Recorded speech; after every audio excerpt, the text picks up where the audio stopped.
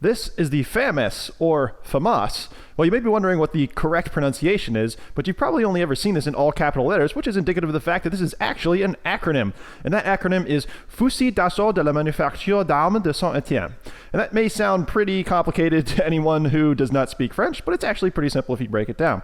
So it's Fusil d'Assaut, that is rifle of assault, de la Manufacture, of the manufacturer, d'Armes, of arms, de Saint-Étienne, of Saint-Étienne. The manufacturer, MAS, started producing these around 1978, and they are actually on their way out. The one that we have here is the F1 variant. That moved on to the G1, then the G2, and now it's getting replaced by the HK416, which is a German rifle that looks very similar and functions very similarly to an AR, which is kind of a shame that this is going the way of the dodo, because it is unique and iconic. I mean, nothing else has this shape. It was one of the first weapons to adopt the bullpup design. It just looks super cool, and if you've played any video games, you've probably come across it more than a couple times. So let's go ahead and shoot it off a little bit more, but this time we're going to throw it in fully automatic by using the lever in the back here. Well, we got to cock it first. No last shot hold open. Man, we have ruined that target. So let's go ahead, bring it back, take a look, and then we'll talk about the gun a little bit more. Oh God, no! Physics really killing me here.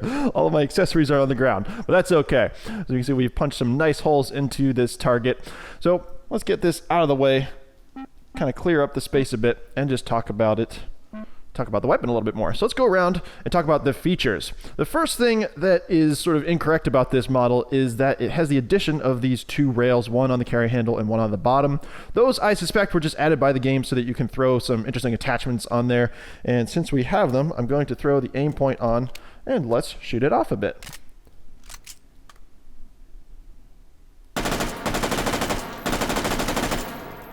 Sweet. So this guy actually has a crazy high rate of fire, which burns through this 25 round magazine extremely quickly. Let's talk about that mag for a second. It is a very cool design, this straight shape. I think they look awesome, but unfortunately this one is not interchangeable with the Stanag magazines used by a lot of the NATO countries, Stanag magazine being that one that you see in all the M16s, M4s, ARs. Now, one of the reasons that this weapon became problematic and ended up getting switched over to the G1 and G2 variant is because of the round that this fires. Now, you can see that this is a 5.56 NATO round in here. It should actually be the M193, but steel cased. Now, this weapon had a little bit of an issue with firing the newer M855 armor piercing round, which was a 62 grain bullet. First, because of the rifling. This one has a 1-to-12 twist, and that did not work for the heavier, longer round. And secondly, the way that this thing operates is on a delayed lever blowback system. Now, that is kind of unusual. I'm actually not aware of any other rifles that use that, but one of the problems that this had is because it didn't have any sort of adjustable gas system, you would be rupturing cases, which is why this needed a steel case as opposed to the softer brass cases. So because this was unable to fire that newer round in the brass case that all of the NATO countries wanted to adopt, they needed to move on and make something that would be able to fire that cartridge. So let's go ahead and burn through another 25 rounds here and put it on 3-round burst.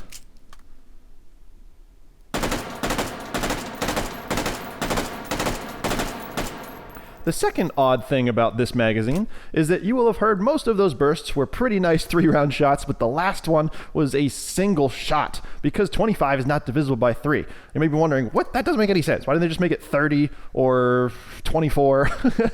Well, I actually don't know the answer to that question. I suspect that this is just the longest and most high capacity magazine they could create. So 25 just ended up being, what they could do with the technology they had. But the other thing that brings up is, how does that burst system actually work? You're ending up with that single shot. Well, let's first talk about trying to short fire this and see what happens. So if we just tap it, you can see that we are getting single shots in, and that is as it should be. If we hold it, we're getting those 3-round bursts. So the next question that you might have is, when you're at the end of that magazine and you're firing off that single shot, shouldn't that next burst be 2 shots? Why does it reset? Well, there are actually 2 possibilities, and unfortunately, I don't really have the answers here because I've tried to investigate the internals of this thing. The way that the 3-round burst system operates is on a rotating cam. So you can imagine kind of a wheel with 3 teeth like that. And as you're firing, I don't really have the visual aids here, which is why I hate trying to explain these to you. So I'll try and give you just the best explanation I can. As you're firing, you can imagine this is kind of like the stop. So you're going to fire, it's going to move on over. It's only fully automatic, but this thing is stopping it. So it's going to fire that one, it's going to hit the next one, fire the next one, hit the next one, and then going to stop. So that's kind of how that 3-toothed wheel is going to stop you from going fully automatic, just doing the 3 shots. So if you're firing just that little tap, or at the end of the magazine you're just firing that 1 bullet, you would think that it's going to move over into the next notch, and then you'd have 2 left. That's totally a possibility. It's entirely possible that the game did not code in the way that the weapon works to accommodate the actual functioning, but there is also the possibility that this has a resetting cam. So every time you let go of the trigger, it's possible that a spring allows this to rotate on back, and you're going to start your 3-round burst from the beginning. Now again, I've taken this gun apart in World of Guns, tried to figure it out, but either I don't have the mechanical competency to figure it out, or the game doesn't have the detail to allow me to figure it out. So we're stuck wondering how it actually works and whether or not that 3-round burst system resets every time you let go of the trigger. So now we have the suppressed. We've kind of chewed up that target a little bit. I'm going to reset it. Let's see if we can open up a hole in the head there. It looks pretty good. Let's go again. No last shot hope in it, so we're having to recock it every time. This bolt here, the bolt handle, does reciprocate. You can see it flying backwards there. Kind of hard to get your hand in there because of the carry handle, but it also would give you the option of using this directly to try and force around into battery in case you have a malfunction. Cool. So let's talk about some of the other features around here. Again, I mentioned that these rails would not have been present in the original F1 variant. You have a bipod here, which I absolutely despise because it is, well, for one thing, it adds weight, and you don't have the option of not having it without having to take some tools to the guy. Secondly, it is non-adjustable. It only has this one height, so you're going to have to be resting on something and exposing yourself this amount, regardless of, whoops, I had a bullet in the chamber there, regardless of how you want to be fighting. Now, another reason I don't like it is because the game is really goofy when it comes to bipods, but obviously that does not translate into the actual version of this gun in real life. So I'm going to pop the suppressor off briefly and talk about the, oh, we're going to need that. Where has it gone? It's rolling away from me. Come back. There we go. Okay. So this thing actually was designed to shoot rifle grenades. Those are the type of grenades that you would just stick on the end of the barrel, throw in a blank cartridge, and then fire them off using the pressure from the blank cartridge to propel that grenade through. So that is why it has these little ribbed sections there and the collar down there. You would be able to adjust where the collar is on the barrel in order to dial in how far you want this grenade to go.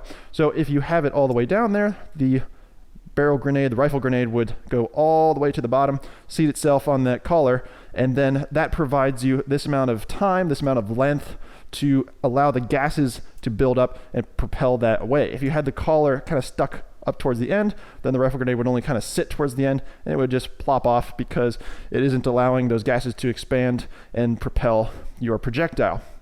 Now, the next interesting thing about this is that the French actually designed something called a shoot-through grenade. Most of them were the cup style. You can imagine this would be closed at one end, essentially, if this was the grenade. You would have to load in the blank cartridge to make sure that you're not shooting a bullet into the grenade that's on the end of your rifle, and then use that to propel the grenade away.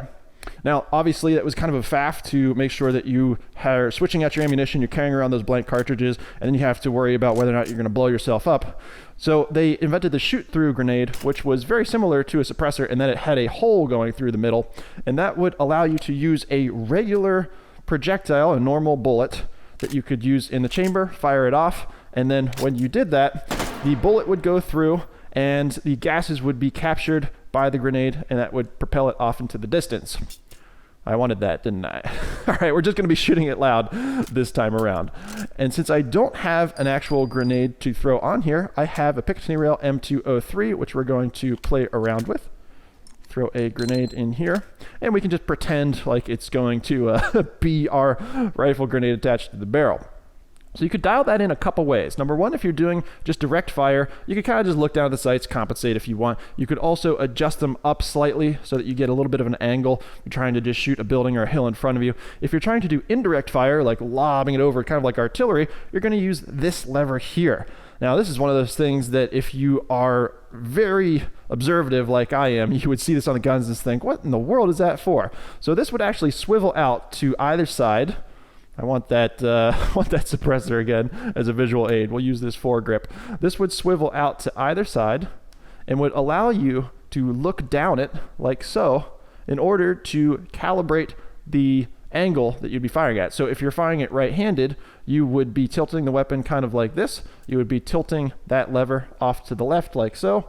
It would be sticking out like that, holding this rifle at 90 degrees to your body, and then you have formed this triangle, allowing you to shoot it at an arc, which would be listed on there telling you how you needed to hold it in order to get to that distance. So let's go ahead and fire off this grenade. Just direct fire. We're going to look right down the sights. Woohoo! Direct hit. Oh, he's got a big hole in his belly there. I got another one here. So let's just fire it on off. And this time, let's just put it in the side. Woo! Nice. Okay, we're just going to reset that. Pull this guy off. We'll throw the foregrip on because we have it. And then shoot this gun off a little bit more. What's going on there? I guess that was an empty mag. What am I doing? That target came by and ruined up my whole flow.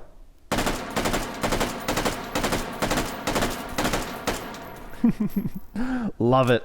Love the bullpup design. Obviously, you have some issues with the ambidextrous nature of things. So you've got this fire selector here, which is actually incorrect in the game. It should be like this for safe. And it's pretty obvious that that's safe because when you try and put your finger in that trigger guard, you're going to feel that safety there. Some people may freak out about that. The desk chair ninjas always say that you have to put your finger inside the trigger guard and right in front of the trigger in order to put it on fire. When in reality, I've shot enough M1As and M1 Garands that I've never seen that as an issue. They have a very similar style safety that would rock back and forth on the front of the trigger guard. So this would be safe. That should be full auto, and then sideways, I believe, should be semi-automatic. So everything's a little bit backwards in here, but that is okay because we still have the selector back there. This is probably fully automatic, or what the game thinks is. And so is that, maybe? Let's see. Nope. There it is. Nope, that's... Okay, there. All right, we're good. No worries. So there you have it, guys. The FAMAS F1. The original variant that is pretty much dead now. It's still being used by the National Guard and some police forces as they kind of phase it out, but they haven't been producing it since around 2002, so all the ones in service are pretty old, but that's not unusual for these type of rifles. They only really go out of service when they're completely totaled, so they're probably going to stick around for a fair amount of time. But unfortunately, as civilians, we don't really have an opportunity to play around with these guys. Let's go ahead and open up these sights. There are a lot of things that you can do with them. You can see these apertures allowing you different levels of visibility and precision. Let's go in the small one, which should theoretically provide you with the most accuracy. I can't even find the front sight post. There it is. Wow, it bounced around so much. You would also have the option to use this open sight with a tritium front night sight. Tritium is that glow-in-the-dark radioactive material that doesn't need to be recharged in any way. It will last about 5 to 10 years and then needs to be replaced, but we don't have anything like that here, so we just have a nice open battle sight for fun. So cool. The FAMAS, the Fusil d'Assaut de la Manufacture d'Armes de Saint-Étienne. If you want to go ahead and practice that, you can impress some of your friends, but it's definitely not going to be the way to indicate what this is in-game if you need to tell your friends what's on the ground. Hey guys, go pick up that Fusil d'Assaut de la Manufacture d'Armes de Saint-Étienne on the ground there. The what? The FAMAS. So thank you guys so much for watching this video. Hope you appreciated it. If you have any insights about the fire control mechanism and the way that this thing functions that I either did not know or got incorrectly, please let us know, because I don't want to have to spread misinformation. I'm just kind of doing the best I can with the research that I do and the amount of gun experience that I have already. So again, thank you guys for watching. Thumbs up if you liked the video, thumbs down if you didn't like the video. Let me know what you thought in the comments, and I'll see you guys in the next one.